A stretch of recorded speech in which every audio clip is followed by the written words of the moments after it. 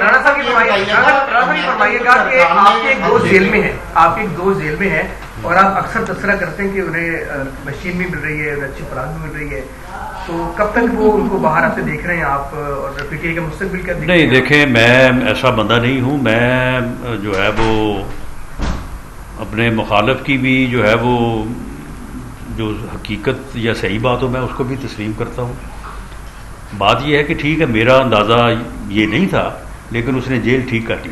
نواز شریف صاحب جو ہیں وہ بیرون ملک گئے ہیں، بتایا گیا کہ 5 ملکوں کا وہ دورہ کریں گے. ذرا آپ بتا سکیں گے کہ وہ کب تک واپس آئیں گے؟ اور دوسرا یہ بتا دیجئے کہ 17 ستمبر کو جب قاضی فائز عیسیٰ نے بطور چیف جسٹس حلف اٹھایا اس کے بعد میاں صاحب پاکستان واپس آ گئے اگلے ماہ، اور جب قاضی فائز عیسیٰ کا آخری دن تھا تو اسی دن میاں صاحب جو ہے وہ بیرون ملک واپس چلے گئے. اس میں کوئی اتفاق ہے یا کوئی اس میں وجہ بھی ہے؟ دیکھیں جی، میاں نواز شریف صاحب نے مجھے صرف 10 دن دیے. انہوں نے کہا کہ آپ پنجاب کا تنظیمی اجلاس بلائیں اور یہ ریکمنڈیشن جو ہے نا یہ مرتب کر کے آپ ان کو فائل کریں. تو میں 10 دن بعد آ رہا ہوں اور آ کے میں نے جو ہے وہ پارٹی کا جو بھی رول ہے، جن لوگوں کو بھی جہاں جہاں پہ ذمہ داری دینی ہے تو وہ میں نے دینی ہے. تو اس لیے میرا تو خیال ہے کہ وہ یہی کوئی ہفتہ 10 دن کے لیے گئے ہیں اور انشاءاللہ تعالیٰ اس کے بعد وہ تشریف جی ترمیم جو ہے کہا یہ جا رہا ہے کوئی سکم ایسا آ گیا جس کی وجہ سے فوری طور پر آئینی بینچز نہیں بن پا رہے، سپریم جوڈیشل کونسل نہیں بن پا رہی، اور دوسرا اس کے ساتھ یہ بتا دیجیے گا صوبوں میں آئینی بینچز کب بن رہے ہیں؟ بعض لوگ جو ہیں وہ پڑھے بغیر ہی تبصرہ شروع کر دیتے ہیں اور پروگرام شروع کر دیتے ہیں. 26ویں ترمیم جو ہے اسے آپ پڑھ لیں، اس میں کوئی سکم نہیں ہے، کوئی ابہام نہیں ہے. اور جو آئینی بینچز ہیں صوبوں میں تو بنیں گے اس وقت جب وہ صوبائی اسمبلیاں قرارداد پاس کریں گی، ریزولوشن پاس کریں گی، وہ بن جائیں گے.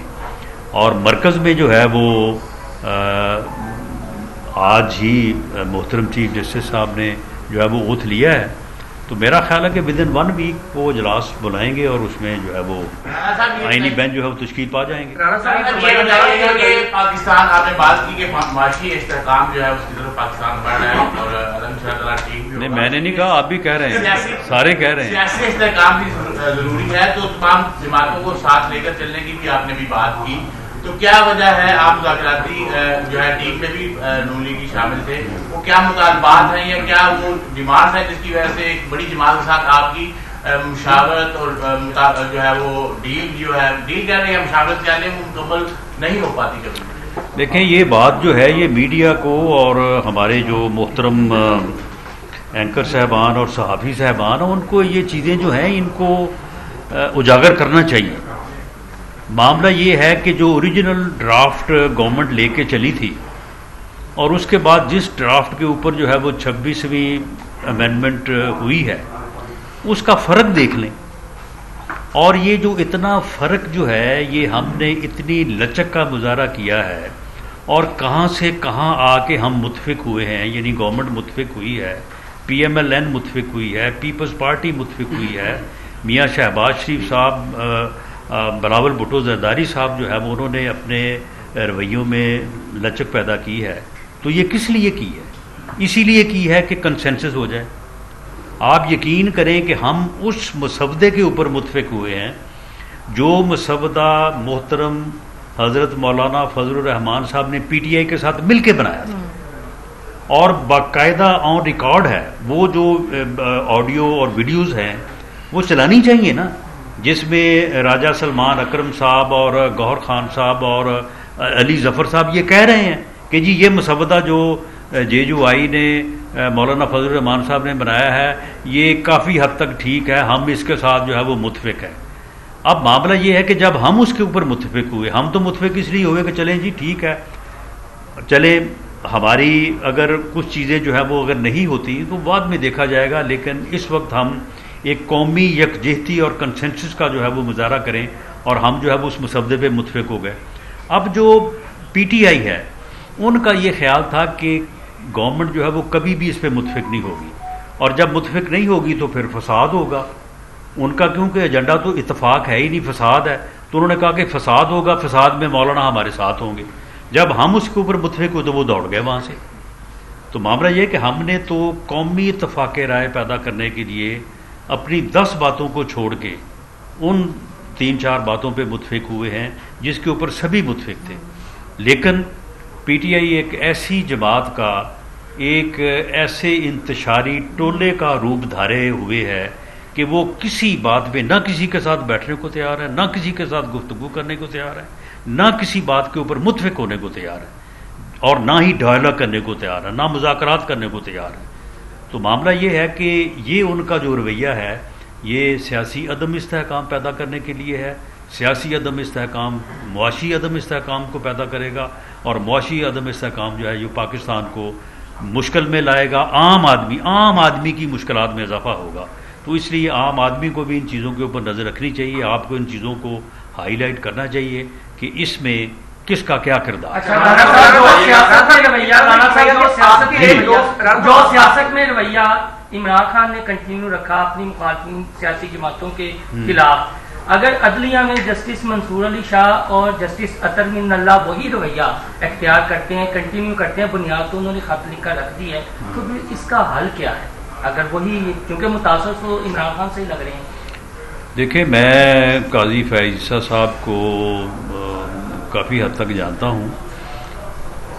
وہ بھی ماشاءاللہ کوئی ادھار رکھنے والے بندے نہیں ہیں اپنی طبیعت کے حساب سے، لیکن یہ ان کی مہربانی ہے کہ وہ کل جاتے جاتے جو ہے نا انہوں نے اس خط کا جواب نہیں دیا، ورنہ مجھے یہ اندیشہ تھا کہ جاتے جاتے وہ بھی جواب دے کے جائیں گے.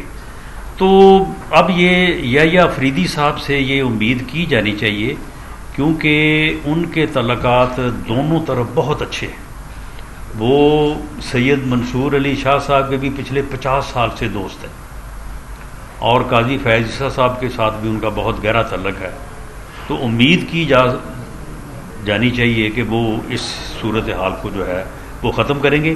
باقی آگے جو گروپنگ ہوئی عدلیہ میں، جو عدلیہ میں کھینچا تانی ہوئی، جو عدلیہ میں ریشہ دوانیاں ہوئیں، ان کا راستہ 26ویں ترمیم کے ذریعے سے بند ہو گیا. رانا صاحب یہ فرمائیے گا کہ آپ کے ایک دوست جیل میں ہیں، اور آپ اکثر تبصرہ کرتے ہیں کہ انہیں مشین بھی مل رہی ہے، اچھی خوراک بھی مل رہی ہے، تو کب تک وہ ان کو باہر آتے دیکھ رہے ہیں آپ، اور پی ٹی آئی کا مستقبل کیا؟ نہیں دیکھیں، میں ایسا بندہ نہیں ہوں. میں جو ہے وہ اپنے مخالف کی بھی جو ہے وہ جو حقیقت یا صحیح بات ہو میں اس کو بھی تسلیم کرتا ہوں.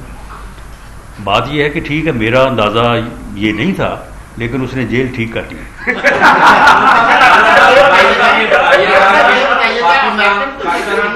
جو صحیح بات ہے نا وہ میں نہیں کبھی روکتا، جیل اس نے صحیح کر لی. دیکھا جائے تو مسلم لیگ نون نے اپنے ادوار میں جتنی بھی بڑی اہم اپوائنٹمنٹ کی، جتنے بڑے لوگوں کو تعینات کیا عہدوں کے اوپر، جب وقت گزرتا ہے تو وہ سارے جو ہے وہ اپنا پانسا پلٹ لیتے ہیں، اپنے نظریات بدل لیتے ہیں، اور مسلم لیگ نون ان کے خلاف محاذرہ ہی کھول لیتی ہے. ماضی میں بھی دیکھا جب باجوہ صاحب کی ایکسٹینشن ہوئی اس وقت بھی مسلم نون ایک پلیٹ فارم پہ تھی، جب وہ آئے تھے اس وقت بھی، لیکن کچھ وجوہات ایسی بنی کہ میاں صاحب نے باقاعدہ ان کے اوپر نام لے کے اٹیک کیا، ان کو کہا کہ ان چیزوں میں ملوث ہے. وقت گزرا تو وہی چیزیں، وہی اسٹیبلشمنٹ ان کا نام لینا مسلم نون دوبارہ نہیں کرتی، ان کو کردار جو ہے ان کے کیسے کردار پہ پہنچانے کا نام نہیں لیتی. اب کی بار ایک بڑی اپوائنٹمنٹ آپ نے یحییٰ افریدی کی کر دی. کیا آپ لوگوں کو یقین ہے کہ یحییٰ افریدی جو آئے ہیں اپنے منصب پر آنے کے بعد کسی اس طرح کا جو ماضی یا مسلم نون کے ساتھ برتاؤ کیا جاتا ہے اسٹیبلشمنٹ کی طرف سے یا بڑے عہدوں کی طرف سے، اب یحییٰ افریدی صاحب اس کا حصہ نہیں بنیں گے؟ دیکھیں، اگر تو 3 سینئر موسٹ ججز میں سے میاں شہباز شریف بطور وزیر اعظم کسی ایک کا انتخاب کرتے تو پھر تو آپ یہ کہہ سکتے تھے کہ جی آپ نے یہ کی ہے. میں یہ بھی اس حقیقت سے بھی پردہ اٹھا دوں کہ پہلے تجویز یہی تھی کہ جی حکومت وزیر اعظم جو ہے وہ ایڈوائز کرے، جو 3 سینئر موسٹ ججز ہیں ان میں سے ایک کو جو ہے وہ چیف جسٹس بنا دیا جائے. میاں شہباز شریف نے بطور وزیر اعظم یہ کہا، اس نے کہا کہ نہیں مجھے یہ اختیار نہیں چاہیے، آپ اس کو یہ اختیار جو ہے وہ پارلیمنٹ کو دیں، اور پارلیمنٹ ٹھہرو بھائی ذرا، آپ یہ اختیار جو ہے یہ پارلیمنٹ کو دیں، اور پارلیمنٹ کی کمیٹی جو ہے وہ اس اختیار کو یوز کرے. 3 میں سے بھی ایک کا انتخاب جو ہے وہ میں نے نہیں کرنا. تو یہ جو انتخاب ہے یہ بالکل پی ایم ایل این نے نہیں کیا, نہ وزیر اعظم نے کیا ہے. یہ انتخاب جو ہے یہ پارلیمانی کمیٹی نے کیا اور 2/3 میجورٹی سے کیا.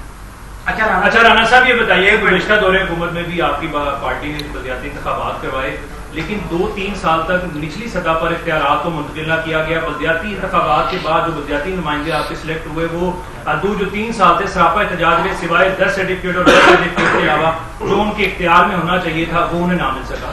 یہی وجہ تھی 2018 میں جب آپ کی پارٹی کے اوپر برا وقت شروع ہوا تو وہ بلدیاتی نمائندے جو ہیں وہ آپ کے پیچھے نہ کھڑے ہوئے, نہ ریلی میں نظر آئے, نہ جلسوں میں نظر آئے. کیا سمجھتے ہیں کہ اب جو بلدیاتی انتخابات ہونے جا رہے ہیں ان میں وہ اختیارات پارٹی جو ہے وہ نیچے بلدیات کو فراہم کرے گی یا نہیں کرے گی؟ جی, آج کا جو تنظیمی اجلاس ہے اس میں دوسرا اہم ایجنڈا جو ہے وہ بلدیاتی انتخابات کا ہی ہے, اور پارٹی پریزیڈنٹ میاں نواز شریف صاحب نے یہ بات زور دے کے کہی ہے کہ آپ لوگوں سے کہیں کہ وہ اس بارے میں اپنی تیاری جو ہے وہ شروع کریں.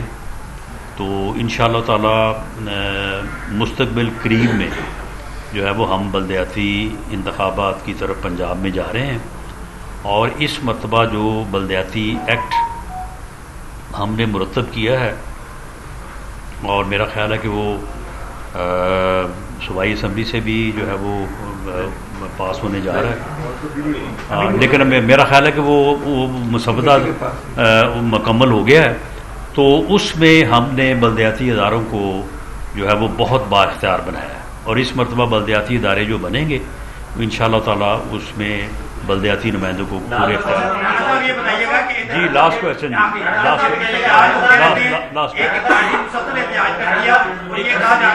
چلیں سیکنڈ لاسٹ. جی کے اوپر بھی وہ احتجاج کریں گے کہ کوئی ڈیل ہو گئی ہے یا غبار سے باہر نکل گئی ہے, کوئی احتجاج نظر نہیں آیا کچھ بھی نہیں. دیکھیں وہ احتجاج کی اپنے تئیں جو ہے وہ پوری کوشش کر رہے ہیں, اور یہ ڈیل ویل والی جو بات ہے, دیکھیں ڈیل تو دونوں پارٹیوں میں ہوتی ہے نا, ایک دوسری طرف ہم بیٹھے ہیں. تو میں اس کی بالکل یہ آپ نے بیلز وغیرہ کی بھی بات کی ہے اور یہ دوسری بات بھی کی ہے, ہمارے ساتھ کوئی نہ کوئی ہم نے ڈیل کرنی ہے اور نہ ہمارے ساتھ کوئی ڈیل کی بات ہوئی ہے. جی لاسٹ کوشچن. اچھا رانا صاحب یہ بتائیے, بلدیاتی الیکشن کے حوالے سے بات کا مسودہ تیار ہو گیا ہے, تو یہ وہی مسودہ ہوگا جو پہلے چیئرمین تھے, ضلعی چیئرمین تھے, یا مشرف دور والا ضلع ناظم اور تحصیل ناظم والا آپ لوگ مسودہ لے کے آ رہے ہیں, کوئی نئی چیزیں لے کے آ رہے ہیں؟ نہیں, اس میں کافی جو ہے وہ ایک میٹنگ میاں نواز شریف صاحب کی جو ہے وہ صدارت میں ہوئی ہے, تو اس میں ہم نے کافی چیزوں کو جو ہے وہ اس میں ریکمینڈ کیا ہے. تو اب جب اس کی فائنل شیپ سامنے آتی ہے تو پھر اس کے بعد دیکھیں گے. رانا صاحب, جسٹس منصور علی شاہ نے جو اپنی بیگم کو میسج کیا, کیا وہ واقعہ درست ہے؟ 12 ستمبر کو جو مخصوص نشستوں کے وجہ سے فیصلہ ان کے حق میں آیا, تو اس کے فوری بعد اس نے اپنی بیگم کو یہ میسج کیا کہ آپ کے لیڈر کا کام کر دیا ہے. اس کے حوالے سے خواجہ آخر نے بھی اس کی طرف بات کی ہے, پنجاب اسمبلی کے اسپیکر نے بھی بات کی, اور آپ کے حوالے سے بھی کہا جا رہا ہے. کیا یہ واقعی یہ میسج ہوا ہے؟ یار یہ مسز اور بہنوں اور بیٹیوں تک ان معاملات کو نہ ہی بھیجیں تو بہتر ہے.